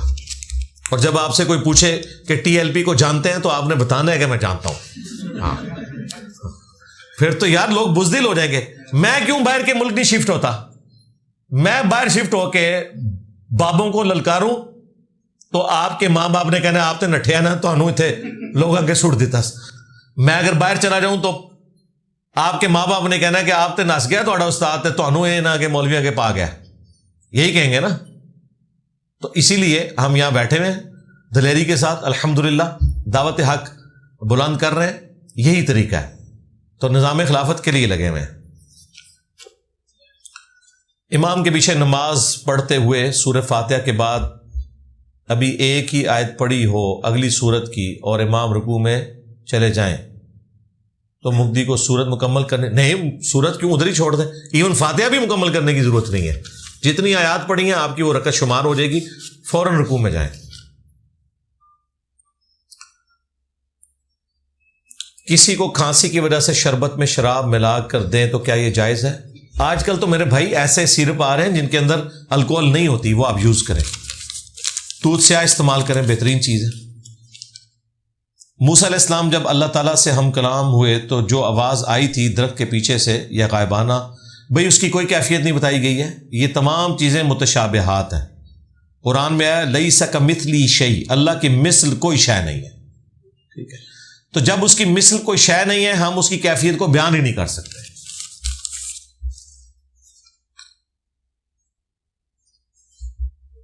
حضرت عمر رضی اللہ تعالیٰ عنہ سے تیل کا پیالہ گر گیا تو انہوں نے زمین کو حکم دیا کہ اس کو جذب نہ کرے، پیالے میں آ جائے. کیا یہ بات ٹھیک ہے؟ کہانی ہے یار، خدا دا نہ آ جائے. دریائے نیل کو خط لکھ دیا. نبی علیہ السلام نے کسی درخت کو، کسی جھاڑی کو، کسی پہاڑ کو، کسی دریا کو کوئی خط لکھا ہے کبھی؟ اپنی عقل استعمال کریں یار خدا کے لیے. اس طرح ہوتی ہیں چیزیں دنیا میں، ایسے ہوتا ہے. مرد حضرات غیر ضروری بال کریم سے اتار سکتے ہیں؟ بالکل اتار سکتے ہیں. اور عورتیں ریزر بھی یوز کر سکتی ہیں. یہ پتہ نہیں کیوں سوال آتا ہے، مجھے نہیں سمجھ آتی. پہلے زمانے میں تو کریم نہیں ہوتی تھی، عورتیں بھی اس طرح ہی استعمال کرتی تھی. اصل مقصد غیر ضروری بالوں کو صاف کرنا ہے. جس مرضی طریقے سے آپ کریں. قبرستان جا کر ہاتھ اٹھا کر دعا کرنا جائز ہے؟ سنت ہے. صحیح مسلم میں نبی علیہ السلام کی حدیث موجود ہے، آپ نے بقیع غرقد قبرستان میں 3 دفعہ ہاتھ اٹھا کے دعا کی. یہ مسلم شریف میں حدیث ہے. اور اس حدیث میں موجود ہے اما عائشہ پھر نبی علیہ السلام کی جاسوسی کے لیے پیچھے گئیں. انہوں نے یہ گمان کیا کہ نبی علیہ السلام کسی اور بیوی کے پاس نہ چلے گئے ہوں. پھر وہ واپس آئیں تو سانس پھولا ہوا تھا. نبی علیہ السلام کو پتہ چل کے آپ نے فرمایا کہ تم نے گمان کیا اللہ اور اس کا رسول تم سے خیانت کریں گے. ایسا نہیں ہے. میں جب بستر پہ لیٹا تو حضرت جبرائیل علیہ السلام میرے پاس آئے اور انہوں نے مجھے کہا کہ اللہ تعالیٰ نے آپ کے لیے حکم بھیجا ہے کہ آپ اسی وقت اٹھ کر بقیع غرقد میں جو لوگ دفن ہیں ان کے لیے جا کر دعا کریں. کتنی بڑی بات ہے، اللہ نے بھیجا. نبی علیہ السلام نے 3 دفعہ یوں دعا کی اور ہاتھ واپس کیے. یہ مسلم میں حدیث ہے. جز رفع الیدین میں امام بخاری نے اسی حدیث کو لے کر دلیل بنایا ہے کہ رفع الیدین کرنا سنت ہے، یعنی ہاتھوں کو اٹھانا. کیونکہ حنفیوں نے یہ مقدمہ گھڑا ہوا ہے کہ ہاتھ اٹھانا سکون کو برباد کرتا ہے. تو جہاں جہاں نبی علیہ السلام نے ہاتھ اٹھائے، چاہے دعا کے لیے اٹھائے چاہے رفع الیدین کے لیے اٹھائے، امام بخاری وہ ساری حدیثیں جمع کرتے ہیں یہ بتانے کے لیے کہ ہاتھ اٹھانا نبی علیہ السلام کی سنت ہے. اکثر لوگ اپنے فوت شدہ رشتہ داروں کی طرف سے قرآن پاک پڑھ کر بخشتے ہیں، کیا ایسا کرنا جائز ہے؟ یہ کوئی ثابت نہیں ہے. اصالہ ثواب کے 10 طریقے میری ویڈیو دیکھ لیں. البتہ ماں باپ کو آٹومیٹکلی خواہ وہ زندہ ہو یا مردہ اپنی اولاد کے نیک اعمال کا ثواب پہنچتا ہے. باقیوں کے لیے آپ نے صدقہ اور خیرات دعائے مغفرت کرنی ہے. کیا والدین کی قبر کو بوسہ دینا جائز ہے؟ کوئی ثابت نہیں ہے جی، بالکل نہیں دینا چاہیے. صرف قبر پہ جا کے ان کے لیے دعا کرنی چاہیے اور گھر میں بھی کرنی چاہیے. کیا ہالی ووڈ کی جو انفارمیٹک موویز ہیں وہ دیکھنا جائز ہے؟ ڈاکومنٹری ضرور دیکھیں. موویز میں تو پھر آپ کو پتہ ہے سب کچھ ہوگا. کیا سنی وہابی بریلوی وغیرہ مسلک نہیں ہے؟ فرقہ اصل میں کیا ہوتا ہے؟ یہی ہوتا ہے، انہیں سے پوچھنے جا کے بڑے بھولے بن کے نا بعض ہمارے اہل حدیث بھائی آ جاتے ہیں ہماری لائف سٹریم میں کہ جی وہ علی بھائی ہمیں بھی فرقہ کہتے ہیں، ہم تو فرقہ نہیں ہے. تو انو جنیاں گالاں پیندیاں وہ کسی نے نہیں پیندیاں، وہ کہتے ہیں انگریزاں دی پیداوار نے. وہ بریلوی بھی یہی کہتے ہیں ہم فرقہ نہیں ہے، تمہاری پہچان ہے، ہم تو اہل سنت ہے. دیوبندیوں کو ہم کہتے ہیں بھی 1866 میں دیوبند مدرسہ بنا، وہ کہتے ہیں کہ ہماری پہچان ہے، ہم تو پیچھے سے سنی ہے. وہ سارے ہی کہہ رہے ہیں اور ایک دوسرے کو فرقہ بھی کہہ رہے ہیں. اگلے دن کوئی 3-4 دن پہلے ہماری لائف سٹریم میں ایک بھائی آئے کہ جی حدیث میں تو آیا کہ 72 فرقے جہنم میں جائیں گے اور ایک گروہ حق پہ ہوگا، اور انجینئر صاحب کہتے ہیں ہمیں اپنے آپ کو مسلم کہنا چاہیے. اس کا تو مطلب ہے کہ انجینئر صاحب ہمیں جہنمی کہہ رہے ہیں کیونکہ حدیث میں آیا کہ 72 فرقے جہنم میں جائیں گے. آیا حدیث میں اور انجینئر صاحب کہہ رہے ہیں. اب اس کا جواب میں نے پھر ان کو اسی زبان میں دیا. میں نے کہا یار مجھے تو چھوڑ دیں، آپ جس فرقے میں ہو اس کو جنتی سمجھ رہے ہو نا، تو اب میں یہ کہنا شروع کر دوں کہ چونکہ آپ اپنے فرقے کو جنتی سمجھتے ہو لہذا تم مجھے جہنمی کہہ رہے ہو، کیونکہ مجھے تو 72 کے کھاتے میں ڈالا ہوا ہے نا. تو ہم تو یہ گلا نہیں کر رہے. یہ کون سی ڈاکٹرن ہے کہ آپ ایک کام کر رہے ہیں اور دوسرے کو نہ کرنے کی وجہ سے اس چیز کا بلیم دے رہے ہیں کہ تم جو ہے اس کی وجہ سے ہمیں یہ سمجھ رہے ہو؟ خدا کے لیے بھائی اللہ سے ڈر جائیں. اس طرح ایکویشنز بنتی ہیں. اگر نماز میں امام کی تقلید ضروری ہے تو اگر امام رفع الیدین کر رہا ہے اور آپ نہیں کر رہے تو کیا آپ کی نماز ہو جائے گی؟ امام کی تقلید ضروری نہیں ہے، امام کی پیروی ہے، اور وہ بھی انتقال ارکان میں ہے، یعنی ایک رکن سے دوسرے رکن میں جاتے ہوئے امام سے پہلے آپ نے نہیں جانا. بخاری مسلم میں حدیث ہے جو شخص امام سے پہلے اپنا سر اٹھا لے رکوع سے وہ ڈرتا نہیں کہ اللہ تعالیٰ اس کے سر کو گدھے کے سر سے بدل دے، وَلِعَوْذُ بِاللَّهِ تَعَالَى. تو اس سے پتا چلا کہ آپ نے اگلے رکن میں امام سے پہلے نہیں جانا تاکہ وہ ڈسپلن رہے. اس میں رفع الیدین کا کہیں ذکر نہیں ہے، ورنہ تو امام نے اگر پگڑی پہنی ہوئی ہے تو پھر مقتدی بھی پگڑی پہنیں گے. امام ننگے سر ہے تو امام کے مقتدی بھی ساری ٹوپیاں اتار دیں گے. یہ نہیں ہے بھائی. پھر تشہد میں کئی بار آپ تشہد پڑھ کے فارغ ہو جاتے ہیں اور امام کا بھی مکمل نہیں ہوتا، تو آپ کو میں یہ کہوں گا کہ آپ امام سے آگے نکل گئے ہو کہ آپ نے پہلے ہی تشہد مکمل کر لیا. نہیں، اس طرح کا حساب و کتاب نہیں رکھا جا سکتا. اسلام نے جس چیز کی پیروی کا کہا ہے وہ یہ ہے کہ امام سے پہلے اگلا رکن ادا نہیں کرنا، یعنی جب تک امام رکوع میں نہ جائے آپ پہلے رکوع میں نہ چلے جائیں، جب تک امام سر نہ اٹھائے آپ پہلے سر نہ اٹھائیں. ٹھیک ہے. رفع الیدین سے اس کا کوئی لینا دینا نہیں ہے. صحیح بخاری میں 694 نمبر حدیث ہے، نبی علیہ السلام نے فرمایا اے ابو ہریرہ ان قریب ایسے امام آئیں گے جو تمہیں غلط نمازیں پڑھائیں گے، تم ان کے پیچھے نماز پڑھ لینا، ان کی غلطی کا وبال انہی پر ہوگا. حضور نے یہ نہیں کہا کہ تم بھی ان کے پیچھے غلط طریقے سے ہی نماز پڑھ لینا. آپ نے نماز سنت کے مطابق پڑھنی ہے، امام کی غلطی کا وبال امام پر ہوگا. پھر مجھے یہ بتائیں، یہ جو آپ کو وسوسے دلاتے ہیں یہ کیا یہ حج اور عمرے پر امام کعبہ کے پیچھے رفع الیدین شروع کر دیتے ہیں؟ دسو نہیں کر دینا. تو انو یہ مشورہ دے رہے کہ امام کی پیروی کرو، آپ امام دی پیروی کر دے ہو اے پھکا جے. ان کی حج اور عمری کی ٹریننگ میں یہ ہونا چاہیے کہ امام کعبہ رفع الیدین کرتا ہے، آمین اونچی کہتا ہے، لہذا بریلوی دیوبندی جب حج عمرے کے لیے جائیں تو رفع الیدین شروع کر دے. اور یہ تو کوئی وہاں دیکھ کے شروع کر دے اس کو بھی بند کروا دیتے ہیں، الٹا کہتے ہیں ان کے پیچھے نماز نہیں ہوتی ہے. اور آپ کو کیا مشورہ دیتے ہیں؟ امام کی پیروی کرو. ایک غریب ہو تو بدتمیز، خود تسی امام کعبہ دی بھی پیروی نہ کرو تے سانو جڑا گلی محلے دے امام دی پیروی دا کہہ رہے ہو. بھائی پیروی اس کی کرنی ہے جس کی قبر مدینے میں. کل کو حنفی قبضہ کر لے نا حرم مکہ پہ، تب بھی ہم نماز سنت کے مطابق پڑھیں گے. امام کعبہ بھی رفع الیدین کرے یا نہ کرے سے کوئی ہمیں فرق ہی نہیں پڑتا. امام کعبہ نے چھوڑ دیا ہے جلسہ استراحت.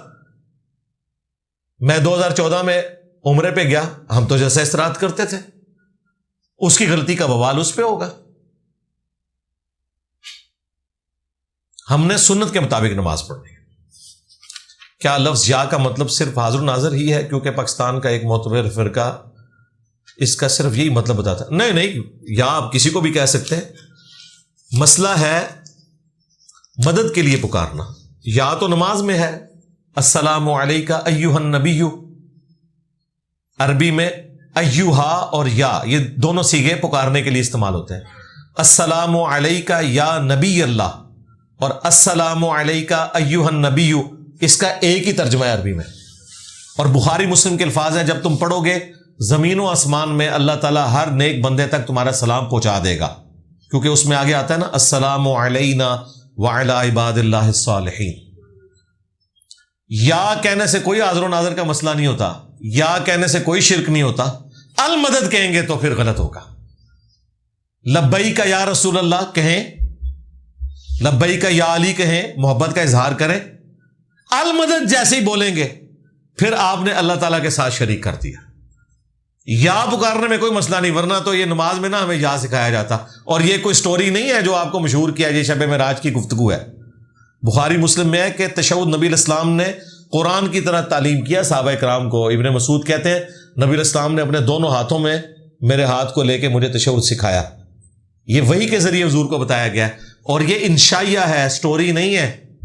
یہ ہم پڑھتے ہیں کیونکہ اس میں الفاظ ہیں، جب تم پڑھو گے اللہ تعالیٰ تمہارا سلام پہنچا دے گا. ہم نماز میں جب پڑھتے ہیں ہمارا سلام نبی علیہ السلام تک پہنچتا ہے. کیا حضرت حجر ابن عدی صحابی ہیں؟ جی صحابی ہیں، کوئی شک نہیں اس کے اندر. المستدرک للحاکم میں پورا چیپٹر موجود ہے. برصغیر میں جن بتوں کی پوجا کی جاتی ہے کیا تاریخ میں حقیقتاً وہ موجود تھے اور ان کا دین کیا تھا؟ واللہ عالم.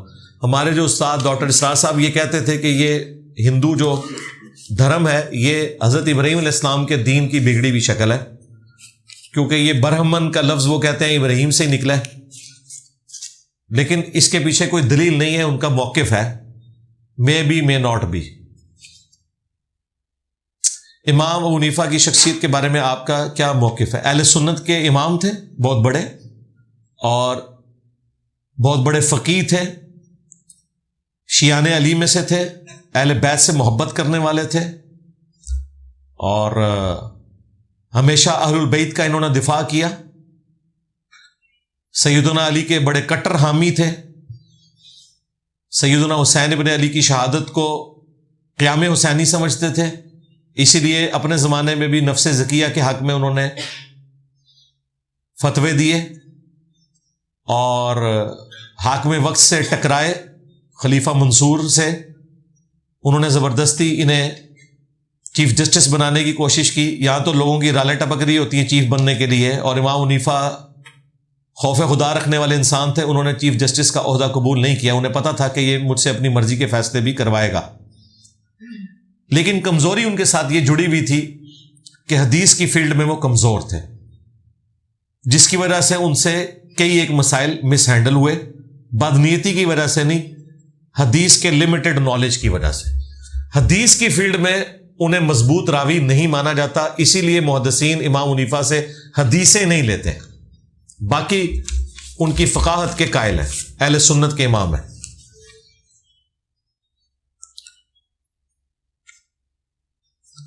شیعہ کی اذان اور کلمہ کا پس منظر کیا ہے؟ جب حضرت علی علیہ السلام خلیفہ بنے تو کیا؟ یہ بعد میں بھائی، یہ تو کوئی نہیں، نماز میں تو نہیں پڑھتے وہ. شہادت ثلاثہ تو نہیں چلتی نماز میں، تو 2 ہی شہادتیں ہی نہیں ہوتی ہیں. اذان میں انہوں نے شروع کی ہے نا. حی علی خیر العمل جو ہے وہ تو اہل سنت کی کتابوں میں بھی موجود ہے، اس سے ہمیں کوئی اختلاف نہیں ہے. لیکن یہ جو حضرت علی کی خلافت کا جو اس میں ایڈیشن کیا، یہ تو ظاہر بعد میں کیا نا. ایٹ لیسٹ حضرت علی رضی اللہ تعالیٰ عنہ کے زمانے تک تو یہ معاملہ نہیں تھا. ٹھیک ہے، بعد میں اگر کسی نے کیا ہے تو یہ ایک بدعت ہے. نبی علیہ السلام اعلان نبوت سے پہلے کیا عبادت کرتے تھے؟ 5 وقت کی نماز اعلان نبوت کے بعد فرض ہوئی. اعلان نبوت سے پہلے کسی قسم کی کوئی عبادت کا ذکر نہیں ملتا. اعلان نبوت کے بعد بھی 13 سال تک 5 نمازیں نہیں تھیں. رات کا قیام تھا، قرآن پڑھا جاتا تھا جتنا نازل ہوا.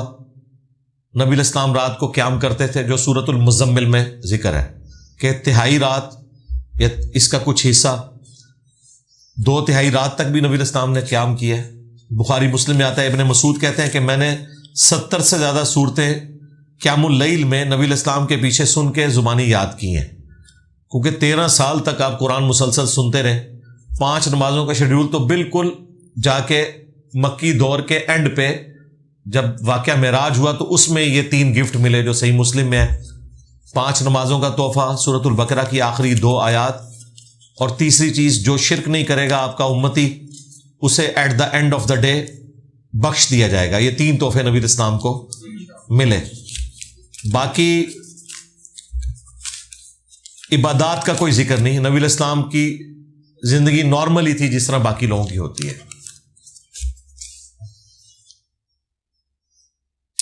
اپنا عکس شیشے میں نظر آ رہا ہو تو نماز ہو جائے گی؟ بالکل ہو جائے گی، سنت ہے شیشے میں عکس دیکھنا، ٹھیک ہے۔ اسی کی وجہ سے تو ہم اس تصویر کو جائز سمجھتے ہیں۔ اگر تصویر سے چڑ ہوتی تو نبی الاسلام کبھی شیشہ نہ دیکھتے۔ شیشے میں نبی الاسلام کی شکل نظر آتی تھی نا، آپ کنگھی بھی کرتے تھے، سفر میں کنگھی اور شیشہ ساتھ رکھتے تھے۔ علماء کو بعد میں یہ بات سمجھ آئی، جو اہل علم علماء تھے وہ پہلے دن سے ہی کیمرے کی تصویر کو اسی شیشے کے اوپر ہی تو قیاس کرتے تھے۔ علماء عرب نے کبھی بھی تصویر کو حرام نہیں کہا۔ مولانا مودودی، ڈاکٹر اسرار، ڈاکٹر طاہر القادری، یہ پہلے دن سے کیمرے کی ویڈیو کے قائل ہیں، جب سارے مولوی سے حرام کہتے تھے۔ اور باپا جانی کی تو ویڈیوز ہیں، انہوں نے تو کہا تھا ٹی وی توڑو، ہاں، اور انہوں نے کہا کہ میری وجہ سے اگر کسی نے ٹی وی لیا ہے تو میں اسے اعلان برات کرتا ہوں، میں کبھی بھی ٹی وی پہ نہیں آؤں گا۔ اب مسجد میں ٹی وی لگائے ہوئے۔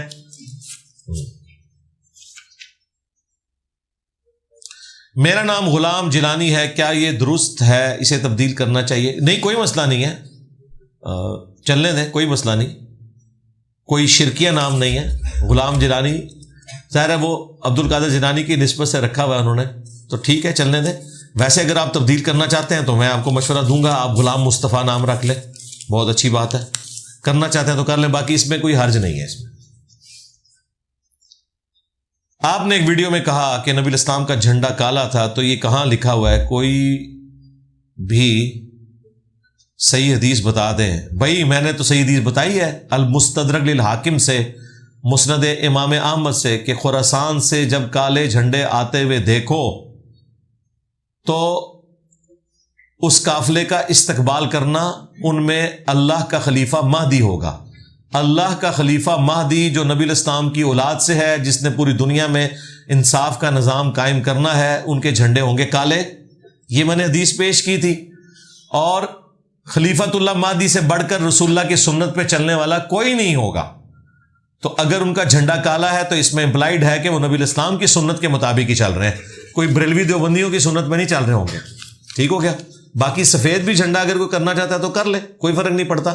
اور جھنڈا تو بہت بعد کی بات ہے، نبی الاسلام نے کالا جبہ پہنا، صحیح مسلم میں آیا، کالی چادر اوڑی، صحیح مسلم میں حدیث کے ساتھ جو پنجتن پاک والی ہے،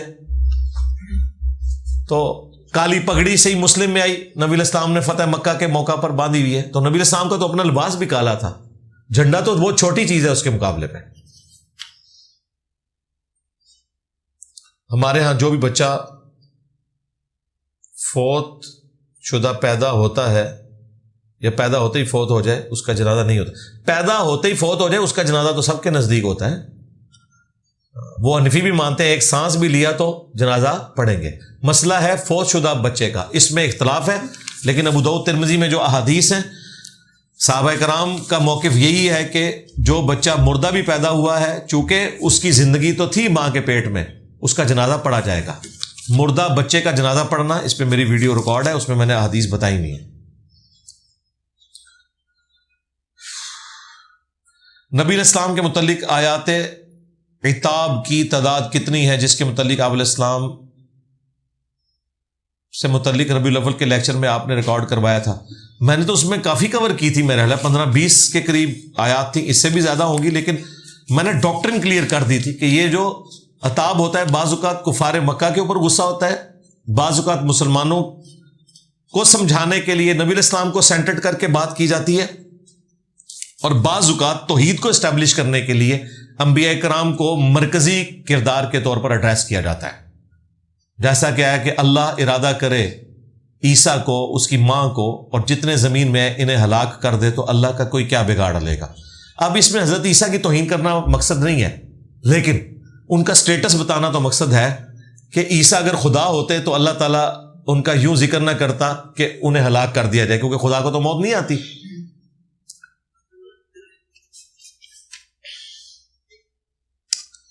میں نماز پڑھنے کا ارادہ کرتا ہوں پر دل میں بے چینی سی ہو جاتی ہے، کیا میرے اوپر بندش تو نہیں ہے؟ کوئی بندش نہیں ہے جی. ابھی آپ کو گورنمنٹ کہے نا کہ فی نماز آپ کو $100 ملیں گے تو آپ نے یوٹیوب چینل بھی اپنا ڈیلیٹ کر کے نمازیں شروع کر دینی ہے. ہم 3 بھائی ہیں.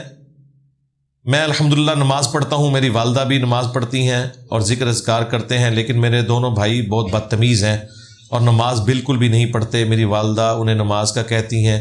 اب تو بڑے ہو چکے ہوئے ہوں گے نا، اب کیا کیا جا سکتا ہے؟ بس دعا کریں، آپ بھی دعا کریں، ہم بھی دعا کرتے ہیں، بس یہی کیا جا سکتا ہے.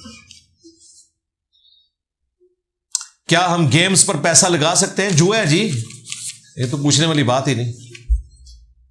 حجر اسود کے لفظی معنی کالا پتھر ہے، لیکن حدیث میں آیا کہ یہ دودھ سے زیادہ سفید تھا، پھر اولاد آدم کی غلطیوں کی وجہ سے یہ کالا ہو گیا. جی بالکل ایسا ہی ہے، جامعہ ترمذی میں موجود ہے. اس کا نام کب بدلا؟ نبی علیہ السلام کے زمانے میں تو حجر اسود ہی تھا، ہمارے لیے اتنا ہی کافی ہے. پیچھے کیا اس کی ہسٹری ہے وہ حدیث سے ہی ہمیں پتہ چلتی ہے جو آپ نے لکھی، یہ بالکل صحیح حدیث ہے. حجر اسود اور میرا نام لکھیں، میری تفصیلی ویڈیو کھل جائے گی اور احادیث بھی میں نے بتائی ہیں. کیا اہل بیت کی قبروں پر جا سکتے ہیں؟ کیونکہ یہ بھی مزار کی شکل کی عمارت ہوتی ہے. دیکھیں کسی قبر کے اوپر مزار بنا ہوا ہے اور اس صاحب قبر کی بزرگی ثابت ہے تو مزار تو انہوں نے نہیں بنوایا، آپ ان کی قبر پہ ضرور جائیں. مثلا اگر مجھے موقع ملے میں ضرور امام حسین علیہ السلام کی قبر پر جاؤں، امام بخاری کی قبر پہ جاؤں، وہاں جا کے سلام عرض کروں، بالکل درست ہے. ہمیں جو ان بابوں کے مزاروں پہ جانے سے چڑ ہے وہ یہ ہے کہ ان کے اندر جو دبے ہوئے ہیں نا آپ نے، ان کی بزرگیاں کوئی ثابت نہیں ہے، الٹا ان کے کرتوت نکلتے ہیں ان کی کتابوں میں. یہ وجہ ہے. اگر ان درباروں میں صحابہ اور اہل بیت کی قبریں ہوں تو ہم کہیں بالکل ضرور جائیں، آپ وہاں جا کے دعا کریں، ان کی آخرت میں درجات بلند ہونے کی دعا کریں، ان کی مغفرت کی دعا کریں. نبی علیہ السلام کے لیے ہم دعا کرتے ہیں نماز میں. درود شریف کیا ہے؟ نبی علیہ السلام کے حق میں دعا ہے. اذان کے بعد رسول اللہ کے لیے دعائے وسیلہ مانگتے ہیں، حالانکہ اللہ نے ان کو مقام وسیلہ دینا ہے، پھر بھی ہمیں مشروع کیا گیا کہ آپ نے پھر بھی دعا مانگنی ہے، تاکہ یہ بتایا جائے کہ رسول اللہ جیسی بڑی ہستی بھی، نبی علیہ السلام کے لیے بھی آپ دعا کریں گے. دعا سے کوئی اپنے آپ کو بے نیاز نہیں کر سکتا، کوئی کتنا ہی بڑا ہو جائے اللہ کا محتاج رہے گا. اور ہمیں انعام یہ ہے کہ ہم وہ وسیلے والی دعا مانگیں، قیامت والے دن ہمیں شفاعت نصیب ہو جائے گی انشاءاللہ.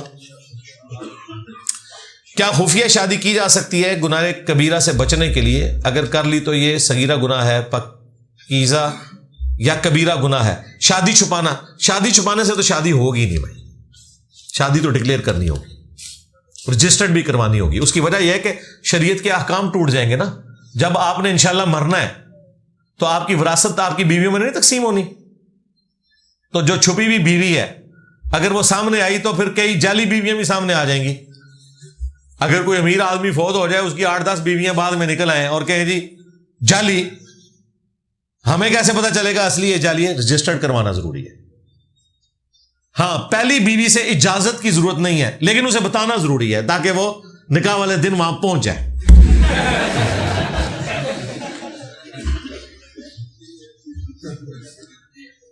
بتانا ضروری ہے، چھپا نہیں سکتے.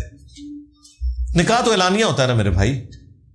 اگر حساب و کتاب قیامت میں ہونا ہے تو قبر میں سزا کیوں بھائی؟ قبر میں کیا، دنیا میں بھی سزا ہوتی ہے. سورہ سجدہ میں آیا کہ ہم دنیا کی زندگی میں بھی عذاب دیں گے تاکہ یہ اللہ کی طرف پلٹ آئے. عذاب کا لفظ ہے، دنیا میں بھی عذاب آتا ہے، تکلیف آتی ہے. موت کے وقت اللہ تعالیٰ نے قرآن حکیم میں سورۃ النساء میں، سورہ الانعام کے اندر اور سورۃ الانفال میں تو یہاں تک آیا کہ ان کے منہ اور پیٹھوں کے اوپر فرشتے تھوڑے مارتے ہیں موت کے وقت. آپ کی ڈاکٹرین اگر مان لی جائے کہ قیامت والے دن حساب و کتاب ہونا ہے تو موت کے وقت کیوں پھر پھینٹی لگ رہی ہے؟ اس لیے کہ اللہ کو تو پتا ہے کہ اس نے الٹیمیٹلی کہاں جانا ہے. لہذا صرف عذاب قبر کا مسئلہ نہیں ہے, دنیا میں بھی عذاب ملتا ہے, موت کے وقت بھی عذاب ملتا ہے. یہ 2 قسطیں تو قرآن میں آئی ہوئی ہیں, ویسے تو تیسری بھی آئی ہوئی ہے. سورہ المومن کی آیت ہے کہ فرعونی صبح و شام آگ پر پیش کیے جاتے ہیں, اور جب قیامت کا دن آئے گا تو پھر بڑی آگ پر پیش کیے جائیں گے. تو صبح و شام کس آگ میں پیش ہو رہے ہیں؟ وہ عذاب قبر, اسے آپ عذاب برزخ کہہ لیں. عذاب قبر کے اوپر تفصیلی ویڈیوز میری ریکارڈ ہے, مسئلہ 117A اور B, قرآن سے میں نے 10 آیات پیش کی ہیں. کیا کسی یہودی یا عیسائی عورت سے اس صورت میں شادی ہو سکتی ہے کہ وہ ساری زندگی آپ کے ساتھ اس مذہب میں رہے اور مسلمان نہ ہو کیونکہ وہ اہل کتاب میں سے؟ بالکل, لیکن اولاد کو آپ نے پھر اسلام کی طرف لے کے آنا ہے. سورۃ المائدہ میں اجازت ہے, یہ صرف مرد کو اجازت ہے کسی اہل کتاب عورت سے شادی کی. اہل کتاب کے مرد کے ساتھ مسلمانوں کی عورت کی شادی نہیں ہو سکتی. علی بھائی, رزلٹ برا آنے پر گھر والوں کو کس طرح منایا جائے؟ آپ ذرا امیجن کریں, آخرت کا بھی رزلٹ آنا ہے. وہ بھی قرآن میں ہوا ہے کہ وہ بھی قرآن میں ذکر آیا کہ آخرت کا جب رزلٹ اچھا نکلے گا تو انسان چیختا ہوا, اپنے خوشی سے چیختا ہوا اپنے گھر والوں کے پاس آئے گا اور کہے گا یہ دیکھو مجھے کتاب مل گئی ہے, مجھے یقین تھا میں کامیاب ہوں گا. اور اس کے برعکس جو ناکام ہوا اس کی تو کوئی حالت ہی نہیں ہوگی. تو برا رزلٹ آیا تو گھر والوں کو کس طرح منائے؟ گھر والوں کو منانے کی ضرورت نہیں ہے, گھر والوں کو بتائیں اور آئندہ بہتری کی کوشش کریں. اس طرح منایا جا سکتا ہے. کیا اسلام میں شادی کے بعد لڑکی کے نام کے ساتھ شوہر کا نام لگانا ممنوع ہے؟ کوئی منع نہیں ہے. وہ جو حدیث ہے بخاری مسلم کی, وہ باپ کا نام بدلنا ہے, باپ کا نام کوئی نہیں بدلتا. اس پہ میری تفصیلی ویڈیو ہے. کیا وائف اپنے نام کے ساتھ ہسبینڈ کا نام لگا سکتی ہے؟ بالکل لگائے گی. خامند کا نام والے خانے میں, باپ کے نام والے خانے میں نہیں لگا سکتی, اور ظاہر نہیں لگائے گی. وہ جو نام بدلنا ہے وہ باپ کا نام بدلنا. ہاں, اس کے نام میں اگر باپ کا نام لگا ہوا تھا اپنے نام میں اور اس نے نام چینج کر کے اب خامند کا نام ایڈ کر لیا تو وہ اس نے اپنا نام بدلا ہے, باپ کا نام نہیں بدلا. باپ کا نام تب بدلا ہوگا جب والد والے خانے میں وہ اپنے خامند کا نام لکھے. تو یہ تو کوئی نہیں بیوقوف کرتا. نام تو کوئی بھی بدل سکتا ہے, پورا نام بھی بدلا جا سکتا ہے, وہ آپ کی مرضی, وہ آپ کا نام ہے.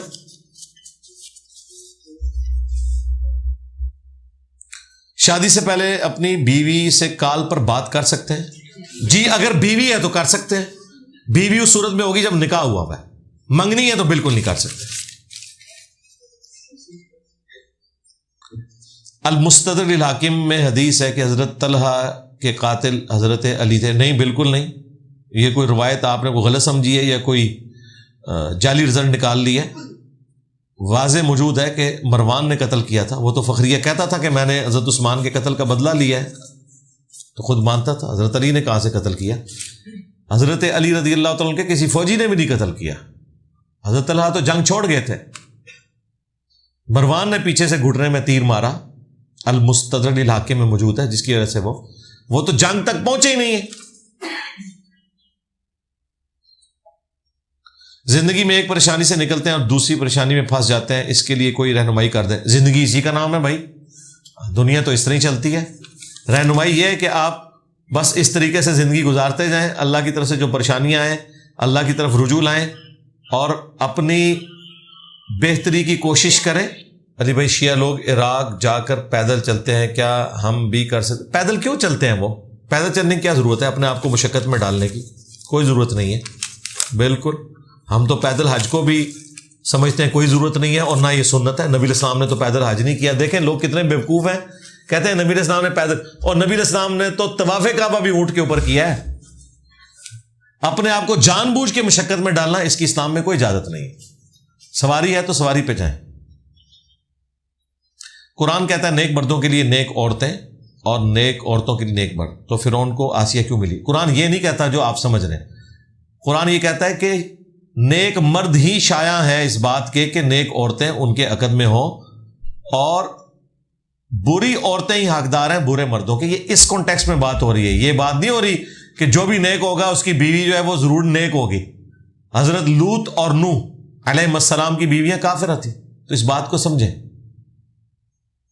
نماز میں اس کے اوپر تفصیلی ویڈیو بھی ہے، نیک مردوں کے لیے، نیک عورتیں، اور میرا نام لکھیں، ویڈیو کھل جائے گی۔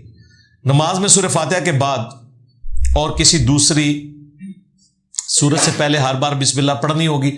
اگر سورت سٹارٹ ہے تو بسم اللہ سے ہوگی، کیونکہ قرآن کی ہر سورت بسم اللہ سے سٹارٹ ہوتی ہے، وہ آیت نہیں ہوتی اس سورت کی، لیکن مصحف کا حصہ ہے۔ بیچ میں سے جب آپ پڑھیں گے تو ظاہر آپ بیچ میں سے پڑھیں تو بسم اللہ سے سٹارٹ نہیں کریں گے۔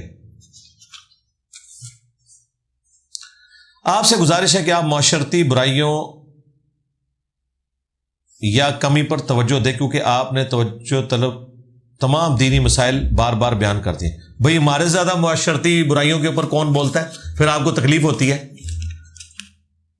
آج بھی میں نے ایک معاشرتی برائی کا ذکر کیا ہے نا۔ یہ کرنٹ افیئر کیا ہوتے ہیں؟ ساری معاشرتی برائیوں کے اوپر میں ڈسکشن کر رہا ہوتا ہوں۔ باقی لوگ تو ڈرتے ہیں، اور میں نے تو پولیٹیشینز کو نہیں چھوڑا، ان کی معاشرتی برائیاں بتا دی ہیں۔ اس چیز کی پرواہ نہیں کی کہ کون پاپولر ہے اور کون پاپولر نہیں ہے۔ جو غلط کر رہا ہے، ریاستی اداروں نے غلط کیا تو میں نے ان کی معاشرتی برائیوں کا ذکر کیا۔ بھائی آپ وہ والی ویڈیوز دیکھیں، بے شمار ویڈیوز ہیں۔ اگر میرا دوست مجھے کھانا کھلاتا ہے اور وہ حرام کما رہا ہے، کیا میں اس کے ساتھ کھانا کھا سکتا ہوں؟ کبھی کبھار کھا لیں، روٹین نہ بنائیں۔ ہاں، آپ اسے حرام کمانے سے روکیں نا بھائی۔ اگر حلال اور حرام مکس ہے تو آپ دعوت قبول کریں، آپ یہی نیت کریں کہ میں اس کے حلال والے حصے میں سے کھا رہا ہوں۔ نبی صلی اللہ علیہ وآلہ وسلم کی بارگاہ میں ایک عورت آئی تو نبی علیہ السلام نے اس کا نکاح فسخ کر دیا کیونکہ لڑکی راضی نہیں تھی۔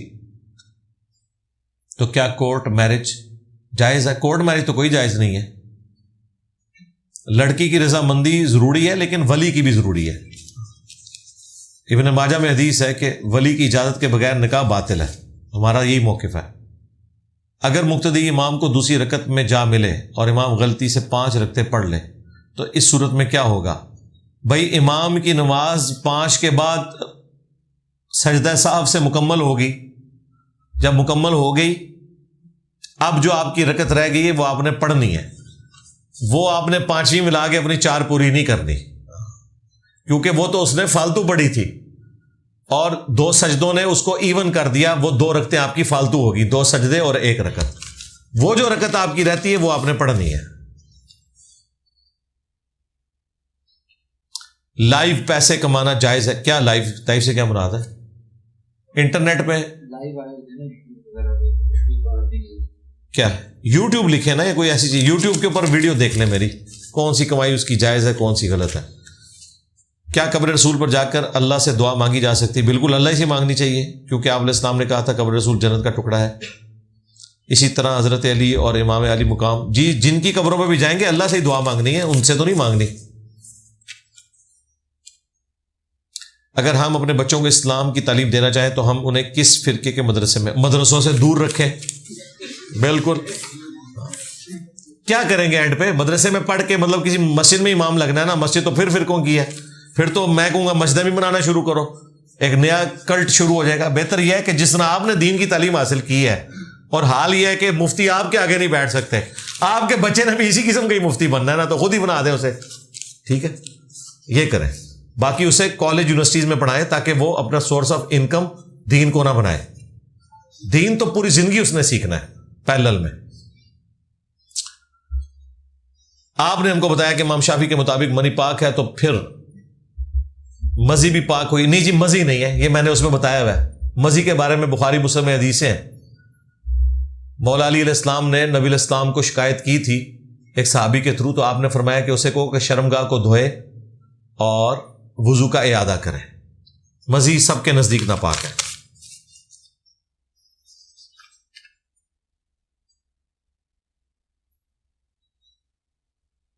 میاں بیوی کی لڑائی ہوئی اور وہ 5 سال سے ساتھ نہیں رہتے، تو ان کو یہ کیا لکھا ہوا آگے؟ ایک ہونے کے لیے دوبارہ، جی نکاح کی ضرورت نہیں ہے جب تک طلاق نہیں ہوئی ہے، چاہے 5 کیا 10 سال بھی لگا رہے، نکاح تو نہیں ٹوٹتا اس طرح۔ ہم جو ویڈیو دیکھتے ہیں نبی علیہ السلام کی زلف مبارک کی لمبائی، اور یار یہ جعلی ہے، اللہ کے بندو ان لوگوں کو بھی بالکل حیا نہیں آتی ہے، اور وہ پتہ نہیں کیا خوشبوئیں اور وہ لگا رہے ہوتے ہیں، اتنے لمبے لمبے بال.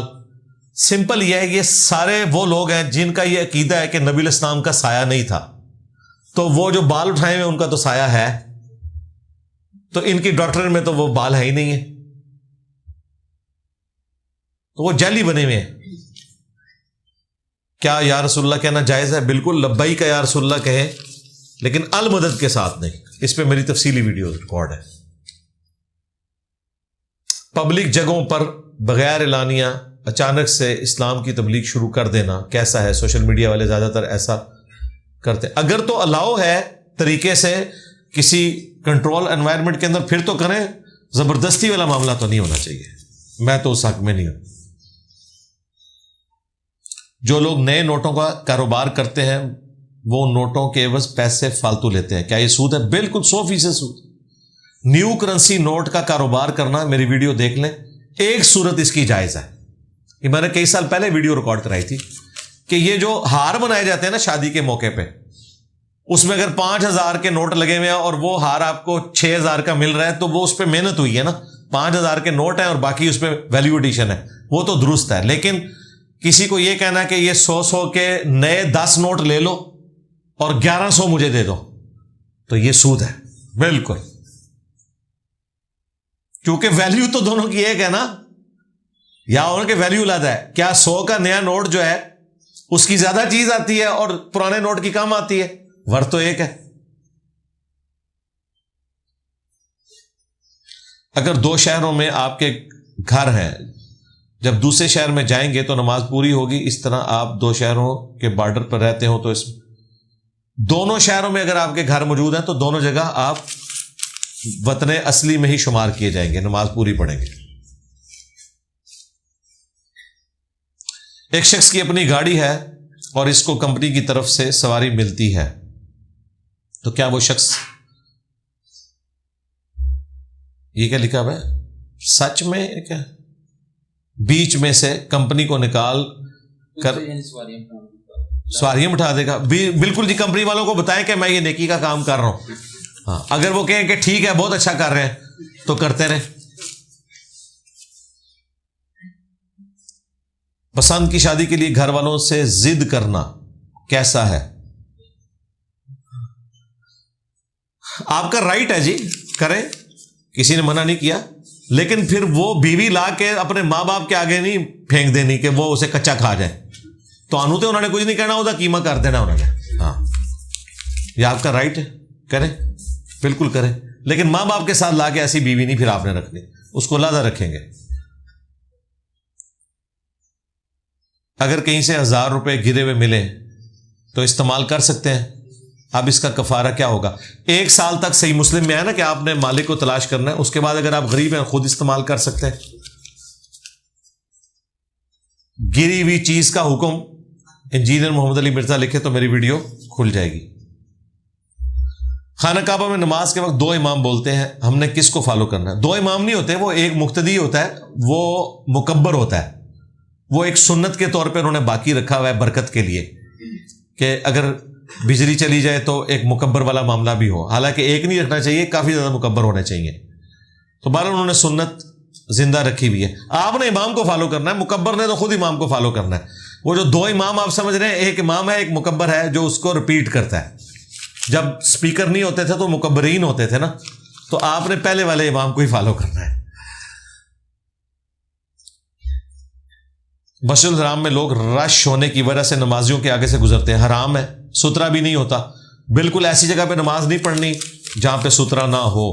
ایون مطاف میں بھی کوئی مسئلہ نہیں ہے، جو لوگ بیٹھے ہوئے ان کو سترا بنا کے آپ نماز پڑھ لیں.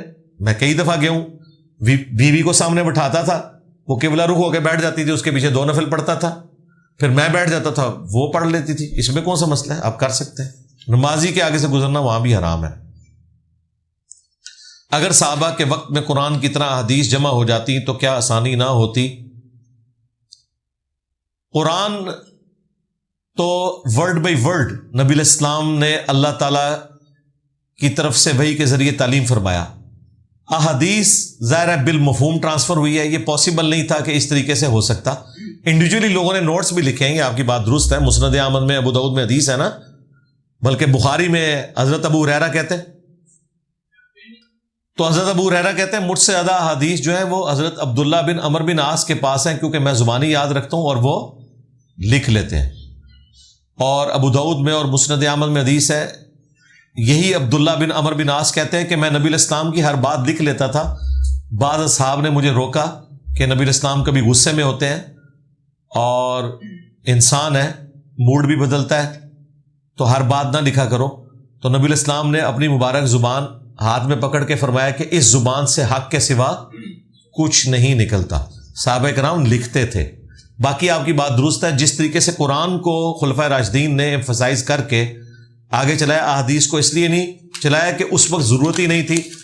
احادیث پریکٹیکل فارم میں صحابہ کرام علیہم رضوان خود سامنے موجود تھے، وہ سنت کے مطابق عمل کرتے تھے اور ان کے ذریعے تابعین سیکھتے تھے، تابعین کے ذریعے تبع تابعین، اور یہ سنت عملی تواتر سے ٹرانسفر ہوئی. اس زمانے میں کاغذ بھی نہیں تھا. یہ قرآن جو جمع ہوا آپ کیا سمجھتے ہیں اتنا سا قرآن تھا؟ وہ اتنا موٹا قرآن، وہ تو کوئی ایک شخص اس کی قیمت بھی فورڈ نہیں اس زمانے میں کر سکتا تھا. کاغذ تو ہے ہی نہیں تھا، چمڑے کے اوپر، پتوں کے اوپر، کھجور کی چھال کے اوپر. یہ تو 30 صدی ہجری میں جب کاغذ کی صنعت عام ہوئی ہے تو پھر صحابہ کرام کے اسی علم کو ریٹن ریکارڈ میں لایا گیا اور احادیث کی کتابیں مرتب ہونا شروع ہوئی. اس کے پیچھے کاغذ کا نہ ہونا بھی ایک ریزن تھی. دوسرا، سنت عملی تواتر سے ٹرانسفر ہو رہی تھی، وہی ریٹن ریکارڈ میں حدیث کی شکل میں آ گئی. لے جی، آپ کا ٹائم ہو چکا ہے، چند ایک پرچیاں رہ گئی ہیں، وہ انشاءاللہ ٹائم ملا تو پھر کبھی، ورنہ جتنی میں نے کور کر دی وہی کافی ہیں. کافی سارے لوگوں نے دعاؤں کے لیے کہا ہے، اینڈ پہ دعا بھی کر لیتے ہیں.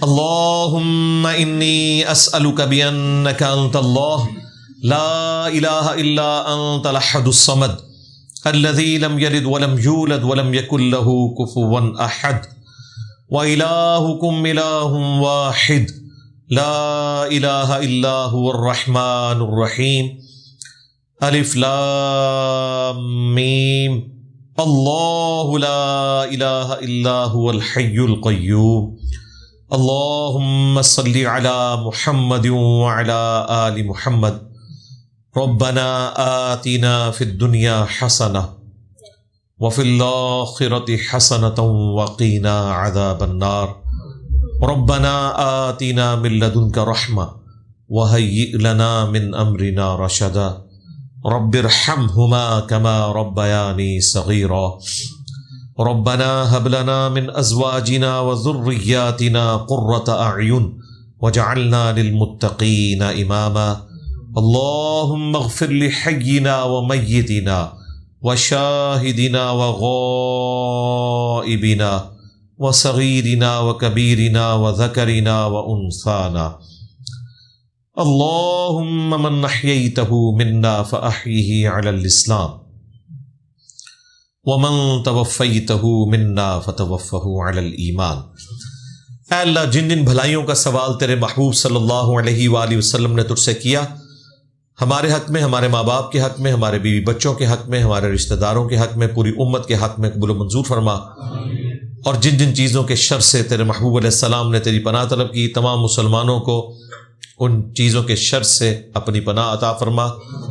اے اللہ، خصوصاً فلسطین کے مسلمان، کشمیر کے، چائنا کے، انڈیا کے، افغانستان میں، یمن میں، عراق میں، شام میں، پاکستان میں، جہاں کہیں کسب پرسی کی زندگی گزار رہے ہیں، غیب سے ان کی عزت، آبرو، جان و مال کی حفاظت فرما. اے اللہ، ہمارے ملک پاکستان کی خیر فرما، پورے عالم اسلام کی خیر فرما. عالم اسلام کو اندرونی اور بیرونی خطرات سے محفوظ فرما. حاضرین کے دلوں میں جو جو نیک اور جائز دعائیں ہیں قبول فرما. جو رشتہ دار بیمار ہیں ان کے یا خود بیمار ہیں تو شفا عطا فرما. جو فوت ہو چکے ان کی مغفرت فرما.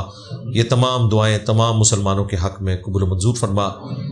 اے اللہ، ختم نبوت صلی اللہ علیہ وآلہ وسلم کی برکت سے ہمیں قرآن و سنت کی تعلیمات پر خود عمل کر کے پوری دنیا میں پہنچانے کی توفیق عطا فرما. سبحان ربک رب العزت عما یصفون وسلام علی المرسلین والحمد للہ رب العالمین وصلی اللہ علی النبی الکریم وعلی آلہ واصحابہ اجمعین الی یوم الدین. آمین.